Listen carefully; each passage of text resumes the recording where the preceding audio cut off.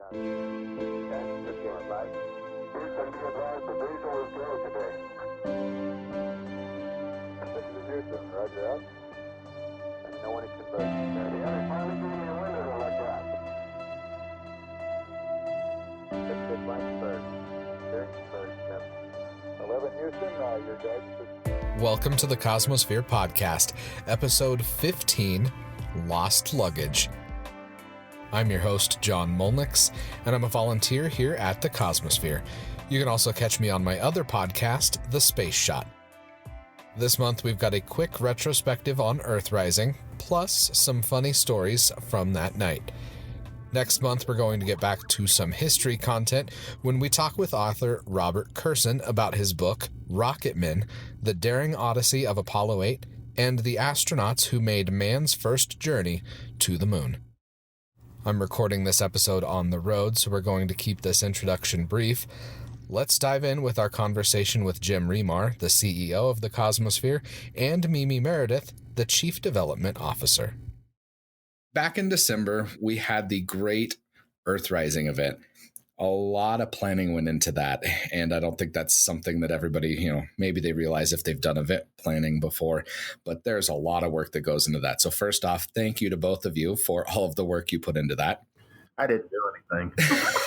That's not true. I just stood back and watched. You just showed up when it was ready to roll, right? Right. Well, it's one of those events that truly comes around once in a lifetime. So it's, for everybody that went there, everyone that I've spoken with that attended, they really enjoyed the event. So thank you to both of you for everything that you did with that. Let's dive into what were your favorite parts about EarthRising? I think my favorite was the immediate response. The minute tickets went on sale, it was so obvious that there's a deep sense of appreciation for space history, and it was obvious that our influence that we're able to achieve from the heart of the nation reaches all corners of the nation, because 20 states were represented in our audience that night. And we had ticket sales in the first 45 minutes. We sold out of the first wave of VIP tickets to truly all corners of the United States. Yeah, and that's that's one of the things I realized just talking with people at the event. So it was really interesting to meet people from all walks of life that are interested in spaceflight. And it's really nice that is such a unifying and, just great topic that everybody seems to be interested in. So it was good to see that.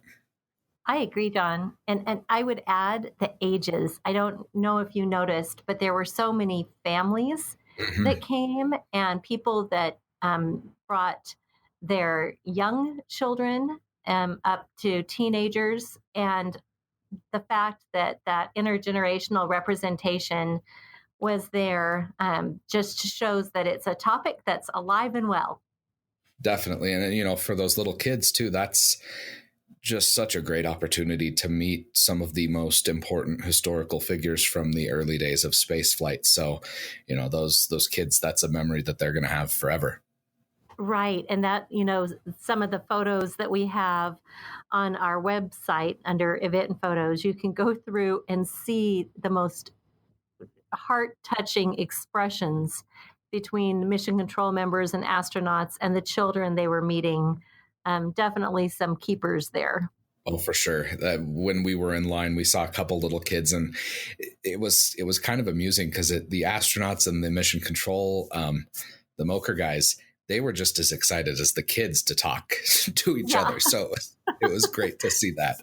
There, you mentioned a lot of planning, and a lot of planning does go in. And we were talking as a team the week prior saying, we've looked at every detail, we've planned everything, but there is so much that you can do, and then you just have to roll with the flow. Yeah. And so there were some things that I think your audience would appreciate knowing from behind the scenes that we didn't plan for. And if any of you out there ever have a distinguished group like this, at your facility, you'll want to plan for that. So first of all, it was off-site. At the Cosmosphere, we love having things at our location because then people can enjoy the collection, and it's just so fun to have great crowds here. But we could not host a group larger than 350 because it would have exceeded our fire code. So we moved to the fairgrounds, and the building we were in, I would say it was at least the size of a football field and then some, wouldn't you, John? Yeah. Oh, definitely. And so the restrooms were at one end of the building. And our VIP lounge. It was logistically, yeah. Yeah, right? So you're seeing where I'm going. And so we had all of those amazing VIPs and their spouses back in that VIP lounge greeting guests for nearly 2 hours. We made every effort to get through every single person. And as soon as the last person went through line, we were going to start dinner. And so I went back through to get them had this great vision of the guests walking in this line through the crowd up to the stage. So everyone, even the people who didn't have VIP tickets, could feel like they got a close look at them. Well, none of that happened because to a person, they had all scattered in pursuit of the restroom. Yep. And because it was so far away, we lost them. Basically, Jim and I were running to some degree around going, who do you have? I don't have anybody. Who do you have? We lost all of our VIPs. For those people who were there who wondered why we started behind schedule, it's because we did not build time into our schedule for a very important restroom break. and you don't want to lose astronauts. That's no good. You don't. Not on your watch. You don't want that to go down. And so that was kind of funny. And that coupled with the fact that the restroom was so far away was a little humorous. Jim, I was just updating them on the behind the scenes reason of our late start, and that the next time we have an event, we're going to build in restroom time for VIPs, and we might have a homing device on every one of them. So what were some of your favorite elements? The fact that we lost our VIPs for a period of time. It's going to be one of our jokes that Jim and I can share for the rest of our careers. My other highlight was the fact that we lost Jim Lovell's luggage for a period of time. Oh, no. I wish right now I'm still turning bright red, I'm sure. Mimi's bright red. But yes, we indeed did lose Jim Lovell's luggage for about 30 minutes or so. And that was a highlight. Definitely a highlight of my career, John. I could imagine. Oh my goodness. Oh yeah. What were some of the interesting things that you heard that night that, you might not have heard before about Apollo 8, or you might not have heard about some of the flight controllers? Was there something that, stuck out to you?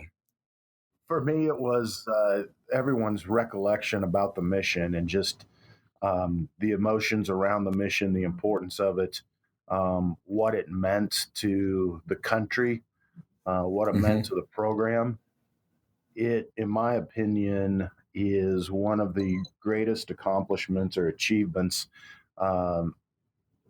that often gets overlooked. It's overshadowed by Apollo 11, and obviously Apollo 11 deserves the credit and the focus. But without Apollo 8, Apollo 11 doesn't happen. And what a lot of people don't realize is the tumultuous year that was 1968. And in many ways, Apollo 8 saved that year. So it was really just witnessing what I feel to be still raw emotion surrounding that mission, and how everyone pointed to it as being one of the critical accomplishments that allowed us to achieve success in the space race. Yeah, for sure. Well, and some of the artifacts that were on display, the camera that took EarthRise, that was on display that night, right? Right. We had that, the mission control, we had the TLI procedure checklist, pretty neat things that reside here that are part of the Cosmosphere collection. And I think one of the other things, speaking of those artifacts and the mission control console, just knowing the role that mission control truly plays, and hearing Jerry Bostick, Chuck Dietrich, and Arnie Aldrich talk about the weekend that they were given to look at the math one more time, to consider one more time, can we get this done in this short time? Can we get around the moon and home? And the confidence that they had, especially, I don't know if you remember when Jerry Bostic was sharing, but the confidence they had in the math, the confidence they had in the machinery and in the team. And that was something I hadn't really thought about before. If they had exhibited any concern, who knows if it would have happened. I think a lot of faith was put in their report. And then I really liked the little anecdote that Charlie Duke shared about when Jim asked him, what did it look like from the moon to look back and see the Earth? And Charlie Duke said he couldn't because of the constraints of the helmet, that it never was in his view until he did a little high jump for whatever reason. But didn't you kind of wonder, did Mission Control approve that? And then, so he does his high jump and winds up flat on his back. And there it was, the beautiful Earth. And I thought that was a great story. That is pretty remarkable. And, that's one of the things that we're now starting to see more of, is the history of the flight controllers, which I think is just as interesting as the astronauts, because like you were saying, the astronauts couldn't have done what they needed to do without all of the people back in Mission Control. So it's really, really cool to hear their stories as well. I was impressed, as always, with the humility of this group. The men of this era never fail when they visit the Cosmosphere to offer to do anything, to meet any, they're just so willing to come here. They don't have a speaker's fee associated. They do this because they love telling the story and preserving the history. And that, I just think they're such outstanding people. They were outstanding before they joined the team at Mission Control and before they became astronauts. They all have amazing character. And I'm always struck by that. That's one thing I noticed as well, is it was, when we were talking with everybody in line, my girlfriend's still new to space history, so she's learning the ropes as we're going along with this. And we walked up and we were meeting Fred Hayes, and she was asking him about the mission that he went on, because she's still, there's still some things she doesn't know. And he didn't even miss a beat, and he explained it. And it was just, I think it was kind of for me, one of the cool moments, just because he was explaining what he did on one of the most important missions to somebody like it was no big deal. Like it was just like, hey, we did this. It was, it was a important historical event, and he just went through it. And that, to me, that personal interaction was pretty cool. So I'd just like to add to that. I think it speaks volumes to who the Cosmosphere is, what this organization called the Cosmosphere represents. The fact that these national heroes chose to come and celebrate one of the most significant achievements in Hutchinson, Kansas, and over 400 people came out that night to experience it, tells you what the Cosmosphere is about and how remarkable this institution is. And it's much bigger than any one individual. But for us to be able to put a collection of individuals like that together to celebrate that achievement fills us with pride. Yeah, I completely agree. It does speak volumes to, just the museum, NASA's, the program, spaceflight program in general. It's incredible. So I'm glad they were able to make it out to Kansas as well. Well, Jim and Mimi, thank you guys for being on the podcast again. We look forward to having you on again in the future. Thank you. And our next event that includes an aerospace focus will be in 2020, when your listeners can look forward to gathering here, possibly in March. We're still identifying the exact date, but with all of the crews that we can gather from the SR-71 program. Oh, very cool. That'll be a lot of fun. Yeah. And quite the backdrop with the blackbird in the museum. Yes, we like doing things that not just anybody can pull off, John. Exactly. You know. Exactly. Well, everyone, thank you for coming back on. Thanks, John. As always, it was great to hear from Jim and Mimi. Jim's going to be on the podcast again here soon with some more historical content. But now it's time to hear from Carla about some upcoming events here at the Cosmosphere.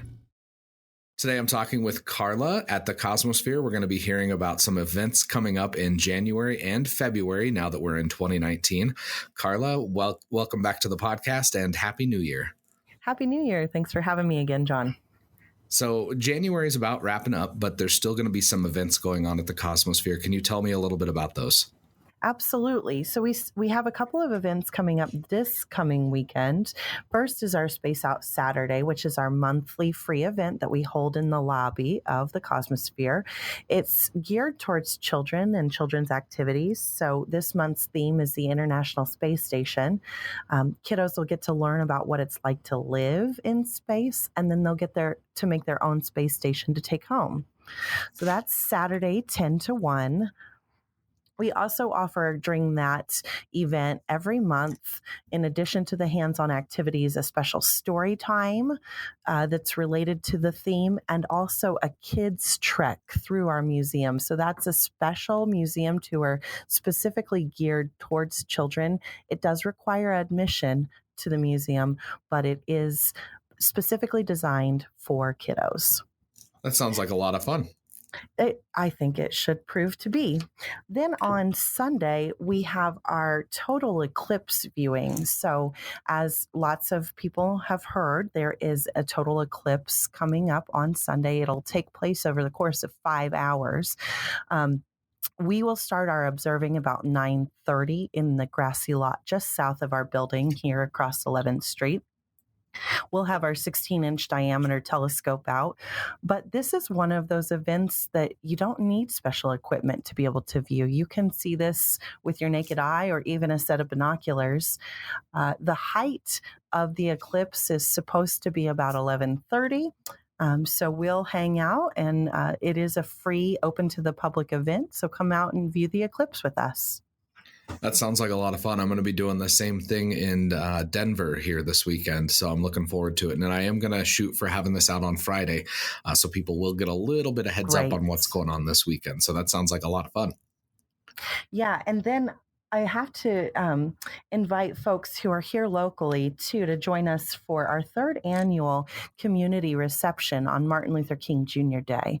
So this is, again, a free to the public event. We will have some vocal and dance performances from local groups.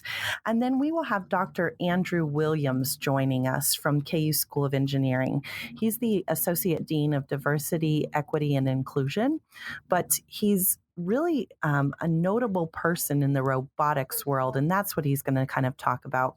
He helped he helped start the first all-female African-American robotics group at Spelman College that went on to compete nationally and even internationally with their robotics team. So he's going to come in, talk about that group, and give us a robotics demonstration. That sounds like a lot of fun. Yeah, we're really excited to hear from him and hear about the importance of folks pursuing careers in education, particularly a diverse crowd. Well, for sure. And I mean, my dad teaches at a school in Wichita, and he's actually been helping out with the robotics team. So I'll be sure to let him know about that. Wonderful. We'd love to have him join us. That'd be cool. At least somebody from the family could be out there then, because I won't be able to make it, sadly. That would be fabulous. Carla, let's talk about what's going on in February. First and foremost, coming up in February, we have our Grow Your Way to Aerospace Camp. You can find more information on our website, but this is a program where students in 6th through 8th grade can grow a garden What they need to do is just collect data and turn that in. But RCB Bank out of Oklahoma is offering 10 scholarships, 5 for Kansas students, 5 for Oklahoma students to attend camp this coming summer with us at the Cosmosphere. Oh, wow. That's awesome. It is really a great way to get your feet, kind of wet. If you're unable to attend our camps otherwise, this is a fabulous way to get a scholarship to be able to attend. So again, it's open to 6th through 8th graders, and the requirements are all on our website, but basically you need to be able to grow a garden within some parameters and then collect some data and turn it in. We'll be announcing those winners in May so that they can go ahead and get registered and enrolled in either 101 or 201 for the upcoming summer. That sounds like a lot of fun, and I'll be sure to share that link in the show notes as well, so students should be able to just click it from there. Fabulous. Then in February, we'll have our normal third Thursday Coffee at the Cosmo event. That will take place here on the 21st, and it's going to be, the theme is Come Spy With Me. So we'll be learning about spies during the Cold War era, and our curator, Shannon Wetzel, will be delivering that presentation. That sounds like fun. We think it should be. And everybody loves espionage. It's not something obviously very talked about. So this is kind of the insider details. Yeah. On the 16th, actually, ahead of that, I suppose, we'll be having our Space Out Saturday theme, and that will be diversity in science. So how do you become an astronaut will be the theme for that month. Young explorers will make a list of what astronauts need in space, and then they'll be able to dress up like an astronaut with some photo opportunities here in our lobby. Wow. That sounds like a busy February for such a short month. We try to pack as much in as we can, John. Also on the 16th, we'll be hosting a community event called the Tell Us About It poster contest. So this is where elementary students in 1st, 2nd, and 3rd grade choose a favorite or an influential African-American person. They dress up like that person and then present on that person. There are awards that a local bank here in town sponsors for 1st, 2nd, and 3rd prizes. And I say, not only is this educational and fun to watch, but it is incredibly adorable to see these little people dressed up and impersonating someone who really they look up to. So. And what day is that on again?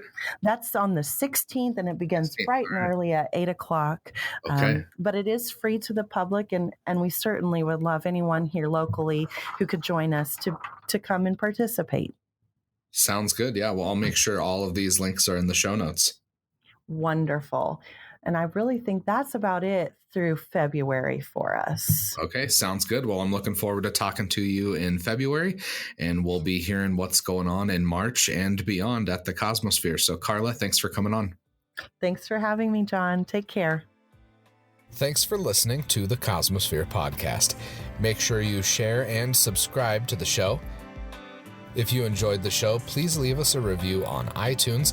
They are crucial to the success of podcasts, and the more reviews we have, the easier it is for more people to discover the show and learn about the incredible work that's done at the Cosmosphere. For the Cosmosphere, I'm John Molnix.